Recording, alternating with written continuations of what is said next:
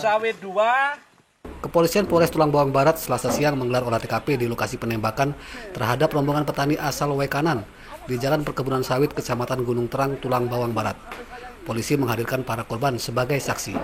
Langsung jadi ini. Yang bawa motor itu turun. Enggak, yang dibonceng turun. Di lokasi kejadian, polisi tidak menemukan proyektil yang mengenai kaki Sutikno, korban penembakan brutal itu. Polisi menduga pelaku menggunakan senjata api jenis locok. Dugaan itu diperkuat oleh keterangan saksi bahwa para pelaku yang mengenakan topeng itu menggunakan senjata api laras panjang. Di sini tempat terjadinya kasus penembakan kemarin, kita akan mencari bukti-bukti dan alat-alat bukti pendukung lainnya untuk menentukan siapa nanti pelakunya, yang mana kemarin korban sudah tertembak kaki sebelah kanan dan sekarang sedang dirawat di rumah sakit terdekat di wilayah kanan. Pelakunya itu nggak kenal, artinya kenal dia di berongsong itu, kayak gini, ini masker ini, itu punya aja itu sama jaketan dia. Ditangkap lah Pak itu, bagaimana sengsara dulur saya itu Pak. Iya, dulur saya itu sengsara berubah darah Pak. Siapa sih mau seperti itu, kan itu Pak. Penembakan itu terjadi pada hari Minggu lalu. Rombongan petani asal Wekanan yang baru pulang dari bergotong royong menanam singkong di lahan register 44 Tulang Bawang Barat di Adang dan ditembaki 2 orang bertopeng. Seorang petani bernama Sutikno tertembak di kakinya. Pelaku langsung kabur usai menyerang para korban. Motif penyerangan terhadap rombongan petani tersebut masih diselidiki polisi. Mustaqim melaporkan dari Tulang Bawang Barat.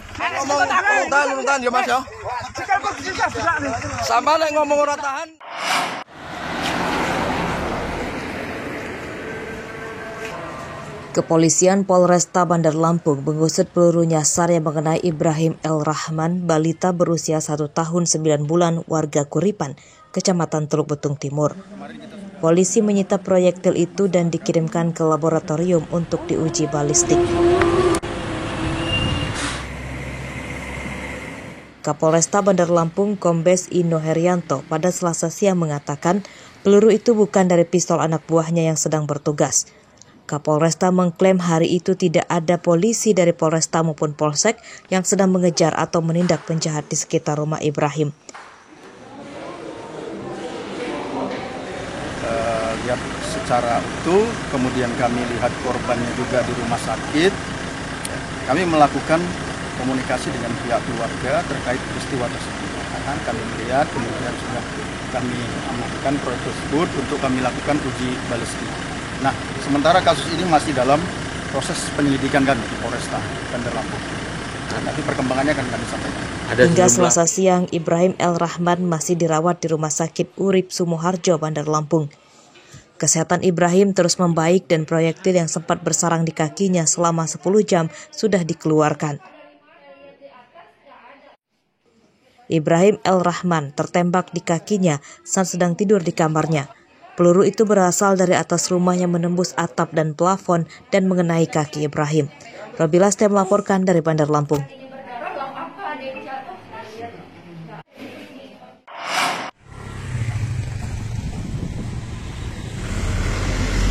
Dua 12 perusahaan di Bandar Lampung menunggak pajak dan bangunan, bahkan ada yang sampai 5 tahun.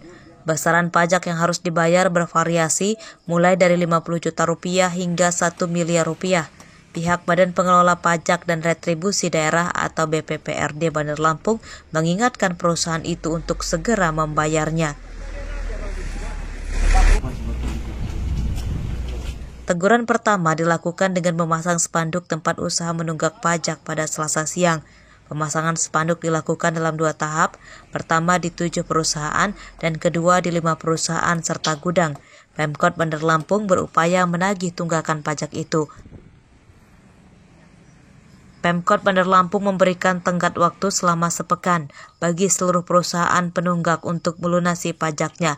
Jika pajak belum juga dibayar, Pemkot Bandar Lampung akan bekerja sama dengan Kejaksaan Negeri untuk memberikan sanksi lebih berat hingga penyitaan aset perusahaan. Bervariasi, ada yang sampai 5 tahun, ada yang baru 3 tahun juga ada. Ini tadi itu terakhir kita TP Garungtang itu udah 4 tahun. Hari ini saya kira udah 6. 7 objek. 7 objek apa aja tuh Bang? Jadi lewat tadi itu kita sudah ke Atong Wijaya itu, gudangnya Likaseng, terus Sumber Raya. Menurut data BPPRD Bandar Lampung, sepanjang 2022 tercatat ada 300 objek penunggak pajak yang sudah diberi surat teguran pemasangan stiker atau spanduk dan diminta segera melunasi pajaknya. Sebagian besar perusahaan yang menunggak pajak telah melunasinya. Jeffrey Arifin melaporkan dari Bandar Lampung.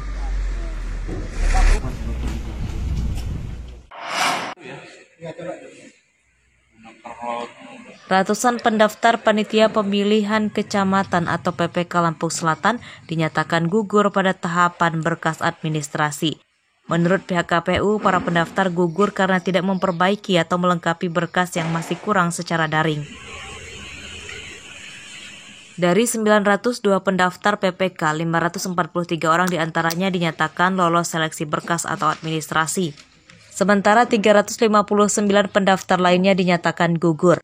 Padahal pihak panitia telah memberikan informasi perbaikan melalui surat elektronik kepada masing-masing pendaftar yang berkasnya belum lengkap.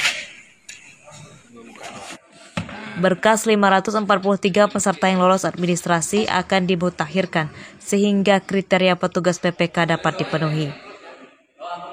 Kan nanti dari tim kita, dari tim Siakba nanti dikonfirmasi kepada mereka lewat email kan. Dikonfirmasi ini kekurangannya loh, kekurangan mereka. Nah saat mereka udah jatuh penutupan pendaftaran kemarin kan di jam 4 ya, itu mereka nggak ngupload gitu kan. Nah udah habis itu. Di situ juga istilahnya itu ada istilah memenuhi syarat dan tidak memenuhi syarat kan gitu. Pendaftaran PPK Lampung Selatan dibuka sejak 20 hingga 29 November 2022. Jumlah pendaftar yang mencapai 902 peserta itu menurut data KPU naik hingga 60% dibanding pemilihan umum sebelumnya.